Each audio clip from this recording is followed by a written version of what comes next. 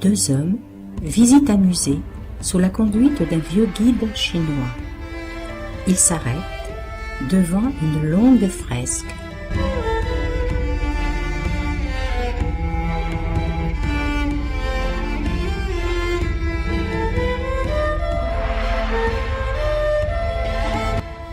Elle relate la vie d'une ville chinoise au XIIe siècle. Pendant qu'un des hommes parle avec le guide, l'autre est attiré irrésistiblement par la fresque et particulièrement vers une certaine maison.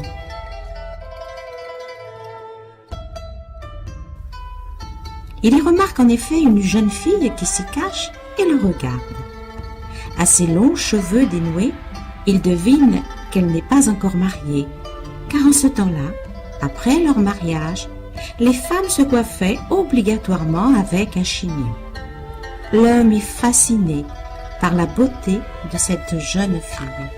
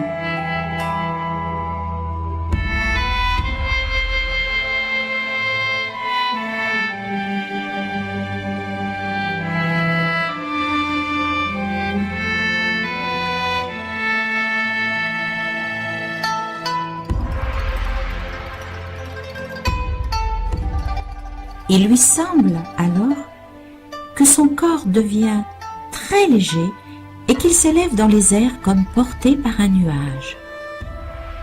Et il se retrouve de l'autre côté, dans la fresque, perdu au cœur de cette ville inconnue.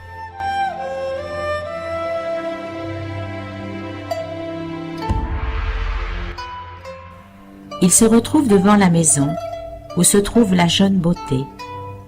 Il s'avance vers la jeune fille qui lui fait signe de la suivre, ce qu'il fait.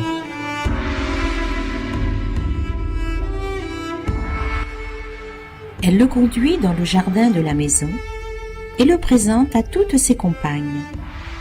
L'étranger et la jeune fille décident de se marier. Les compagnes préparent l'homme à cette fête. Le mariage se fait. Ils deviennent mari et femme et vivent heureux un certain temps. La jeune femme ramasse alors ses cheveux en un lourd chignon de femme mariée.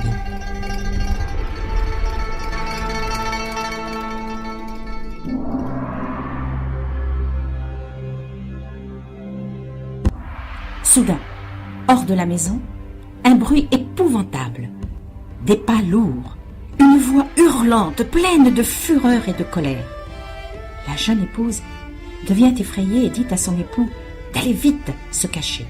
Un individu immense et menaçant, vêtu d'une armure et d'un énorme sabre, demande alors si par hasard quelque mortel ne s'est pas glissé au milieu d'elle, car un homme serait entré illicitement dans la fresque et cet acte est puni de mort. Le nouvel époux, caché, est terrorisé. Il n'ose à peine respirer. Les jeunes filles assurent au géant que nul humain n'est avec elle. Le soldat s'éloigne, mais de tous côtés, des gens semblent aller et venir comme s'il cherchait quelqu'un.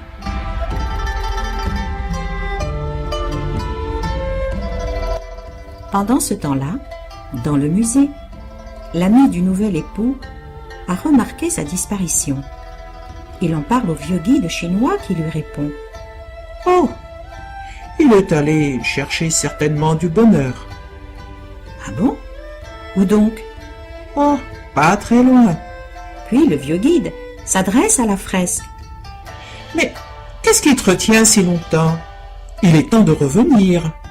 Allez, viens. » On voit alors une ombre se dessiner de l'autre côté du tableau. L'homme sortit du mur, encore tremblant de peur.